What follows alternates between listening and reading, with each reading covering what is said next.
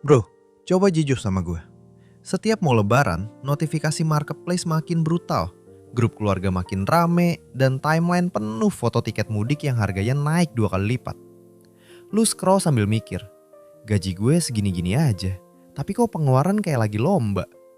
Lu udah nabung 3 bulan buat THR keluarga, buat amplop keponakan, buat traktir temen lama. Tapi di kepala lu ada satu suara kecil yang lebih berisik dari kalkulator. Masa pulang kampung cuma bawa koper doang? Gengsi bro. Temen kantor tiba-tiba upload foto mobil baru. Tetangga kontrakan ngomong mau kredit motor sebelum mudik. Di kampung ada standar tak tertulis. Siapa yang paling terlihat sukses, dialah yang paling dihormati. Dan tanpa sadar, lu mulai ngitung cicilan. Bukan karena butuh, tapi karena takut dianggap gagal. Inilah dilema yang jarang dibedah secara jujur. Mudik yang harusnya jadi momen pulang, berubah jadi panggung pembuktian. Kita, kelas menengah yang lagi berjuang, seringkali bayar mahal demi satu hal, pengakuan. Di video ini, kita nggak cuma ngomong soal boros atau irit. Kita bakal bongkar kenapa dorongan pamer itu kuat banget secara psikologis. Gimana sistem ekonomi bikin kita makin gampang kejebak, dan strategi konkret biar lu bisa pulang kampung dengan kepala tegak tanpa harus ngorbanin masa depan finansial lu. Karena bro, kalau setiap tahun lu pulang dengan cicilan baru, tapi balik ke kota dengan stres yang lebih berat, ada yang salah dengan cara mainnya. Dan hari ini, kita riset cara main itu. Sebelum kita lanjut makin dalam, gue mau tahu dulu bro, lu nonton dari kota mana sekarang? Dan kalau lebaran nanti mudik, tujuan lu kemana? Tulis di komentar. Biar kita lihat video ini ikut mudik sampai kota mana aja tahun ini. Sekarang kita masuk ke angka yang lebih realistis. Menurut data dari Kementerian Perhubungan Republik Indonesia, jumlah pemudik nasional bisa tembus lebih dari 100 juta orang setiap musim lebaran. Itu berarti ada pergerakan uang besar-besaran dalam waktu singkat, dan industri pembiayaan tahu persis momen ini penuh emosi. Kita mulai dari motor dulu. Motor 25 juta, DP 2,5 juta. Cicilan 1 juta per bulan selama 3 tahun. Total bayar bisa 32 sampai 35 juta. Artinya ada 7 sampai 10 juta yang lu bayar ekstra demi bisa langsung pakai sekarang. Sekarang kita naik dikit. Bukan mobil baru. Kita pakai skenario yang sering banget kejadian. Mobil bekas 100 jutaan. Misalnya harga 110 juta. DP 15 juta. Sisa pembiayaan 95 juta. Dengan tenor 4 tahun dan bunga pembiayaan mobil bekas yang biasanya lebih tinggi, cicilan bisa sekitar 2,7 sampai 3 juta per bulan. Kalikan 48 bulan, total pembayaran bisa tembus 130 sampai 145 juta tergantung skema dan asuransi. Artinya, mobil 110 juta itu sebenarnya menghabiskan sekitar 20 sampai 35 juta lebih mahal dari harga deal awal. Sekarang jangan berhenti di situ. Cicilan 3 juta per bulan kalau penghasilan lu 7 sampai 8 juta, berarti hampir 40% income terkunci. Belum bensin, belum servis, belum pajak tahunan, belum risiko perbaikan karena mobil bekas. Secara kasat mata, itu cuma mobil 100 jutaan. Secara arus kas, itu komitmen belasan juta per tahun selama 4 tahun. Dan yang sering gak kita sadari bro, keputusan ini sering diambil bukan karena kebutuhan transportasi mendesak, tapi karena ada dorongan. Masa pulang kampung masih naik travel? Masa parkir depan rumah cuma motor? Sekarang gue tanya jujur. Kalau tujuan utama lu beli mobil itu bukan mobilnya, tapi impresi orang, apakah itu keputusan finansial atau keputusan emosional yang dibungkus rasionalisasi? Tulis di komentar. Kalau harus pilih, lu lebih rela kehilangan 30 juta tambahan atau kehilangan gengsi beberapa hari di kampung? Bro, sebelum kita lanjut, tarik napas dulu. Serius. Turunin ego sebentar, turunin defensif lo. Jangan nonton ini buat nyari pembenaran, tapi buat ngerti pola. Karena setelah bagian ini, cara lo lihat mudik dan uang bisa berubah total. Tenang aja, gua nggak akan nyuruh lo jadi pelip. Gua cuma mau lo ngerti logikanya. Sekarang kita bedah pelan-pelan. Kenapa dorongan beli demi gengsi itu kuat banget? Karena otak manusia lebih takut kehilangan status sosial dibanding kehilangan uang. Secara psikologis, pengakuan itu kayak mata uang tak terlihat. Waktu lu pulang kampung dan dianggap berhasil, itu ngasih dopamin. Rasa dihargai, rasa naik level. Masalahnya, dopamin itu instan. Cicilan itu konsisten. Disinilah jebakannya. Kita sering mengorbankan stabilitas jangka panjang demi validasi jangka pendek. Sekarang kita ubah sudut pandang. Anggap setiap cicilan adalah penyempitan pilihan hidup. Semakin besar cicilan tetap bulanan, semakin kecil ruang gerak lu buat ambil keputusan berani. Lu mau pindah kerja? Mikir 2 kali. Lu mau mulai usaha? Takut cash flow terganggu. Lu mau investasi? Sisa duitnya tipis. Cicilan itu bukan cuma beban angka, itu pembatas kebebasan. Dan kelas menengah paling rentan di sini. Karena kita punya sedikit akses kredit, tapi belum punya aset produktif yang kuat. Jadi ketika kita ambil cicilan konsumtif, kita mengikat diri sebelum sempat membangun fondasi. Sekarang gue kasih satu konsep penting. Namanya opportunity cost gengsi. Setiap 3 juta yang lu pakai buat cicilan mobil bekas, itu 3 juta yang gak bisa. Diputar buat usaha kecil, dipakai bangun dana darurat, dimasukkan ke instrumen investasi, dipakai upgrade skill biar income naik. Coba kita bikin simulasi sederhana. Cicilan mobil bekas 3 juta per bulan selama 4 tahun. Total sekitar 144 juta. Kalau 3 juta itu dialihkan ke instrumen dengan return konservatif 8% per tahun, selama 4 tahun bisa jadi sekitar 160 sampai 170 juta. Artinya, bukan cuma lu nggak keluar uang tambahan, tapi lu punya aset cair. Sekarang rasakan bedanya. Satu pilihan bikin lu punya kendaraan yang nilainya turun setiap tahun. Pilihan lain bikin lu punya aset yang bisa jadi modal. Itu logika pertama yang harus lu pahami. Gengsi itu konsumsi, kebebasan itu akumulasi. Sekarang kita masuk ke mekanisme sosialnya. Kenapa tekanan mudik terasa lebih berat? Karena mudik adalah panggung evaluasi sosial tahunan. Di kota, hidup lu relatif anonim. Di kampung, semua orang tahu sejarah lu. Dulu lu siapa, sekarang kerja di mana, naik apa waktu pulang. Dan manusia secara natural nggak mau terlihat stagnan. Masalahnya, stagnan secara penampilan beda dengan stagnan secara finansial. Lu bisa kelihatan biasa aja di kampung, tapi secara aset naik pelan dan stabil. Atau lu bisa kelihatan naik kelas, tapi neraca keuangan lu rapuh. Bro, ini bukan soal gengsi itu haram atau salah. Ini soal sadar. Kalau lu sadar bahwa keputusan lu memang emosional dan lu siap tanggung risikonya, itu pilihan dewasa. Tapi kalau lu beli karena takut omongan orang, itu artinya orang lain yang pegang setir keuangan lu. Dan itu bahaya. Sekarang kita masuk ke langkah praktis pertama. Sebelum ambil keputusan besar menjelang mudik, pakai aturan ini. Delay 30 hari. Kalau lu kepikiran beli kendaraan atau barang mahal 1-2 bulan sebelum lebaran, tunda minimal 30 hari. Kenapa? Karena 80% keputusan impulsif kehilangan urgensinya setelah emosi reda. Emosi lebaran itu musiman, cicilan itu tahunan. Langkah kedua, hitung rasio cicilan terhadap income. Kalau total cicilan tetap lu lebih dari 35% penghasilan bulanan, alarm harus bunyi. Bukan karena nggak boleh, tapi karena margin aman lu makin tipis. Langkah ketiga, tanyakan pertanyaan brutal ini ke diri sendiri.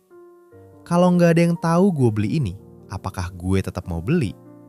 Kalau jawabannya ragu, berarti motivasinya bukan kebutuhan. Dan bro, di titik ini gue mau lu tetap fokus. Karena yang kita bahas bukan cuma soal motor atau mobil. Kita lagi ngomongin arah hidup. Arah hidup lu ditentukan oleh keputusan-keputusan kecil yang terlihat normal. Dan mudik adalah salah satu momen di mana keputusan kecil itu bisa jadi mahal banget. Di bagian selanjutnya, kita akan masuk lebih dalam. Kita bongkar strategi konkret supaya lu tetap bisa mudik dengan percaya diri tanpa harus menyandera 3-5 tahun hidup lu ke leasing. Tetap di sini, karena setelah ini kita nggak cuma bahas cara menghindari jebakan. Kita bahas cara membalikan momentum lebaran jadi titik loncat finansial lu. Bro, sebelum kita lanjut, gue mau lu ngelakuin satu hal kecil. Tanpa mikir panjang, jawab nih kepala lu dulu. Kalau boleh jujur, dari semua yang barusan kita bahas, bagian mana yang paling nusuk? Boleh disimpan dulu. Atau kalau lu ngerasa pengen nulis, tulis aja di komentar, nggak perlu rapi. Kadang yang jujur justru paling ngebuka mata orang lain yang lagi baca. Sekarang kita masuk ke eksekusinya. Banyak orang bilang, santai aja, cicilan mah biasa. Masalahnya bukan di cicilannya, masalahnya di timing dan niat di balik cicilan itu. Cicilan yang diambil karena kebutuhan produktif, logikanya beda jauh dengan cicilan yang diambil karena tekanan sosial. Ini mitos pertama yang perlu kita bongkar. Banyak yang percaya, selama cicilan masih kebayar, berarti aman. Padahal aman itu bukan soal hari ini bisa bayar atau enggak. Aman itu soal ketahanan ketika kondisi berubah. Gaji bisa telat, proyek bisa berhenti, kesehatan bisa drop, dan di titik itu, cicilan konsumtif yang diambil tanpa margin aman berubah jadi beban psikologis. Sekarang kita bahas anomali yang jarang disadari. Mobil bekas sering dianggap lebih aman secara finansial dibanding mobil baru. Secara harga, iya, tapi secara risiko cash flow belum tentu. Kenapa? Karena mobil bekas punya variabel tambahan, perawatan tak terduga. Begitu ada satu komponen besar rusak, keputusan lu diuji. Pakai dana darurat atau geser kebutuhan lain. Dan disinilah banyak kelas menengah terpeleset. Dana darurat yang harusnya buat krisis, habis buat nutup keputusan emosional. Sekarang gue mau lu perhatiin satu pola. Orang yang paling vokal soal gengsi di kampung, seringkali bukan yang paling stabil keuangannya. Tapi yang paling butuh pengakuan. Dan lucunya, tekanan itu sering cuma ada di kepala kita sendiri. Banyak dari kita ngerasa dituntut, padahal nggak ada yang nuntut. Yang ada cuma bayangan ekspektasi. Sekarang gue lempar satu pertanyaan reflektif. Kalau lu pulang kampung naik kendaraan lama, tapi lu punya tabungan, dana darurat, dan rencana usaha, siapa sebenarnya yang lebih maju? Lu nggak perlu jawab keras-keras, tapi kalau lu ngerasa pengen jawab, komentar lu bisa jadi pemantik diskusi sehat di sini. Kita lanjut ke strategi. Cara keluar dari jebakan ini bukan dengan menghindari mudik atau memusuhi keluarga. Caranya adalah dengan memindahkan sumber percaya diri lu, dari barang ke kendali. Percaya diri karena lu tahu arus kas lu sehat. Percaya diri karena lu nggak dikejar tanggal jatuh tempo. Percaya diri karena lu pegang kendali, bukan leasing. Ini pergeseran mental yang pelan tapi krusial. Dan di bagian berikutnya, kita akan masuk ke action plan yang bisa langsung lu terapkan. Bukan teori, tapi aturan main yang realistis buat kita yang masih kerja, masih nyicil, dan masih pengen naik kelas. Tetap nonton. Dan kalau lu merasa obrolan ini relevan, satu komentar dari lu bisa bikin video ini nyampe ke lebih banyak orang yang lagi berjuang di fase yang sama. Bro, kalau dari tadi lu nonton dan ada bagian yang bikin dada lu agak sesek, itu bagus. Artinya lu peduli sama masa depan lu sendiri. Dan sekarang, gue mau kasih sesuatu yang mungkin selama ini lu cari. Bukan motivasi kosong, bukan teori yang cuma enak didengar, tapi sistem yang bisa lu pakai mulai bulan ini juga. Kita mulai dari aturan pertama. Pisahkan mudik budget dari ego budget. Mudik budget itu realistis. Tiket, oleh-oleh, THR keluarga inti, kebutuhan logis. Ego budget itu tambahan yang muncul karena ingin terlihat naik level. Tulis angka maksimal sebelum THR cair, bukan setelah. Karena kalau lu nentuin setelah uang masuk, emosi lebih dulu ambil keputusan. Aturan kedua, gunakan formula 12 bulan, bukan 7 hari. Setiap mau beli sesuatu menjelang lebaran, kalikan biaya bulanannya dengan 12. Motor 1 juta per bulan, itu 12 juta per tahun. Mobil bekas 3 juta per bulan, itu 36 juta per tahun. Sekarang tanya ke diri lo, dalam 12 bulan ke depan, apakah 36 juta itu bisa jadi sesuatu yang lebih produktif? Kalau jawabannya iya, berarti lu sedang mengorbankan masa depan demi momen singkat. Aturan ketiga, siapkan dana gengsi aman. Ini menarik. Kalau lu memang pengen upgrade penampilan atau kendaraan, lakukan dengan syarat. DP minimal 50%. Dan dana darurat tetap utuh minimal 6 bulan pengeluaran. Kalau belum mampu, artinya waktunya belum tepat. Bukan berarti lu gagal, berarti lu sedang membangun fondasi. Sekarang kita masuk ke strategi yang lebih dalam. Alihkan momentum lebaran jadi momentum akumulasi. Kebanyakan orang pakai THR buat konsumsi. Lu bisa beda. Bagi THR jadi 3 pos. 30% untuk kebutuhan lebaran. 40% untuk dana darurat atau investasi. 30% untuk upgrade diri atau aset produktif. Angkanya bisa disesuaikan, tapi prinsipnya jangan habiskan 100% untuk konsumsi. Karena kelas menengah yang ingin naik kelas harus mulai main di sisi aset, bukan cuma pengeluaran. Sekarang gue mau tanam satu keyakinan di kepala lo. Lu nggak butuh validasi tahunan buat jadi berharga. Lu butuh stabilitas tahunan buat jadi bebas. Dan kebebasan itu rasanya beda. Lu bisa nolak ajakan yang nggak perlu. Lu bisa ambil peluang bisnis tanpa takut tanggal jatuh tempo. Lu bisa bilang nanti dulu tanpa panik. Secara mental, ini game changer. Karena tekanan finansial itu bukan cuma soal angka. Itu soal rasa terkunci. Begitu lu punya margin aman, cara lu ngomong berubah. Cara lu ambil keputusan berubah. Cara orang lihat lu pun berubah meskipun lu nggak pamer. Sekarang kita bahas hambatan. Hambatan pertama, keluarga. Kadang tekanan datang dari kalimat halus. Kapan punya mobil? Kerja di kota masa masih gini-gini aja? Di situ lu diuji. Jawaban terbaik bukan defensif, tapi tenang. Lu bisa jawab santai. Doain aja lagi bangun yang kuat dulu. Karena orang yang benar-benar kuat secara finansial gak perlu pembuktian instan. Hambatan kedua, perbandingan sosial.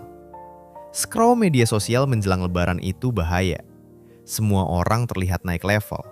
Padahal yang gak pernah diposting adalah cicilannya. Jadi, batasi konsumsi konten yang bikin lu impulsif. Lu gak perlu kabur dari dunia, tapi lu perlu sadar kapan emosi lu lagi dipancing. Dan sekarang bro, gua mau lu rasakan ini. Bayangin lebaran tahun ini. Lu pulang tanpa cicilan baru. Lu tahu uang lu aman. Lu tahu keputusan lu rasional. Ada ketenangan di situ. Mungkin gak semua orang tepuk tangan, tapi lu tidur nyenyak setelah balik ke kota. Itu level yang beda. Dan kalau lu ngerasa ini solusi yang selama ini lu butuhin, berarti lu memang lagi siap naik kelas. Bukan naik kelas penampilan, tapi naik kelas kendali hidup. Di segmen terakhir nanti, kita rangkum semua senjata yang baru aja lu pelajari. Dan gua mau lu tutup video ini bukan dengan rasa takut, tapi dengan rasa pegang kontrol. Bro, hari ini kita nggak cuma bahas mudik, kita bahas pola. Kita bongkar kenapa momen pulang kampung bisa berubah jadi panggung pembuktian. Kita lihat gimana keputusan emosional menjelang lebaran bisa mengunci 3-5 tahun hidup kita lewat cicilan. Kita hitung logikanya, kita bedah opportunity cost-nya, dan kita susun ulang strategi supaya lu tetap bisa mudik tanpa menyandra masa depan. Intinya sederhana tapi dalam. Gengsi itu mahal kalau dibayar pakai cicilan. Pengakuan itu murah kalau dibangun pakai konsistensi. Lu nggak harus terlihat sukses setiap tahun, tapi lu harus makin kuat setiap tahun. Karena yang benar-benar bikin lu naik kelas bukan kendaraan yang lu parkir di depan rumah, tapi margin aman yang lu bangun diam-diam. Dan mungkin setelah video ini, lu masih akan mudik, masih akan kumpul keluarga, masih akan ketawa bareng. Tapi ada satu hal yang beda. Lu pulang bukan untuk membuktikan apa-apa. Lu pulang karena lu memang sedang membangun sesuatu yang lebih besar. Kalau obrolan kayak gini bikin cara pandang lu geser sedikit aja, berarti lu bukan cuma penonton. Lu bagian dari kelas menengah yang mulai sadar. Dan perubahan selalu dimulai dari kesadaran. Sekarang gue cuma mau tanya satu hal terakhir. Tahun ini, lu mau pulang dengan cicilan baru atau pulang dengan kontrol penuh atas hidup lu sendiri?